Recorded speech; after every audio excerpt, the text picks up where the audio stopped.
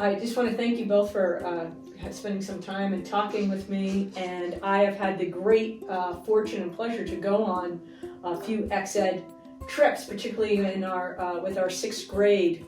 So can you just give us a little bit about the history of experiential education at Academy?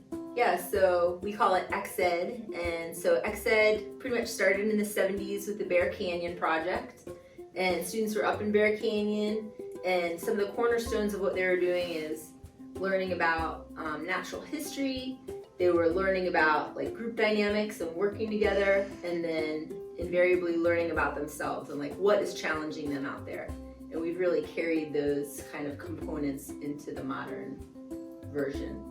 There's a number of different things we hope they will take away. The scope and sequence of the program is such that it expands as the students get older. So we start very locally with our sixth grade trips, and then we move into Bear Canyon where they get a little further on.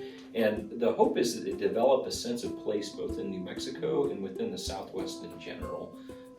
As far as the natural history piece, we also hope that they're picking up pieces of group dynamics, ways to interact with one another better, and learn a little bit about themselves as well in the process. Why do you think that's really important, that the Academy continue to value the ex-ed experience in the same way that we do any other discipline? It's important for a program that is going to run efficiently and, more importantly, safely, to have a faculty that is professionally dedicated to that activity. There's a lot of programs out there that utilize teachers that may have an interest in doing these things but haven't necessarily participated in it from a professional standpoint. And I think that gives our program an edge over a lot of them out there.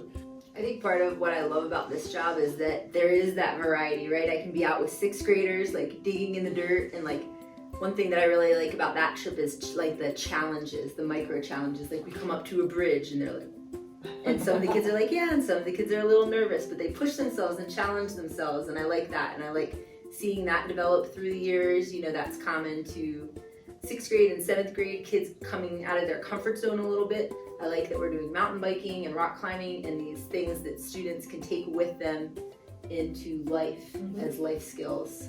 My favorite, hands down, is the senior seminar trip.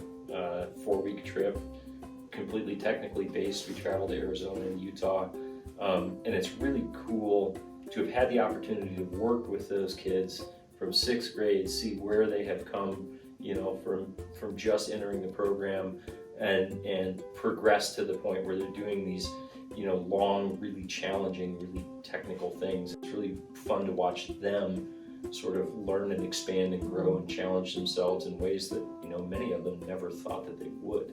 I will say my favorite part, I've gone on 2 or 3 trips now, is watching kids work through their discomfort and learning how to be comfortable. Being uncomfortable is one of the most important aspects of learning.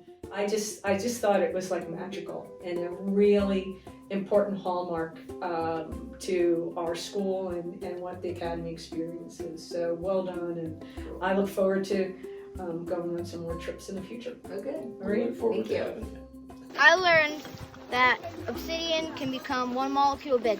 I learned that it's a bad idea not to watch where you're going so you don't fall in a cactus. I learned that obsidian actually is, I think it's lava that dries in the air and not on the ground. I learned about different types of rocks. I learned about nature resources and like stuff.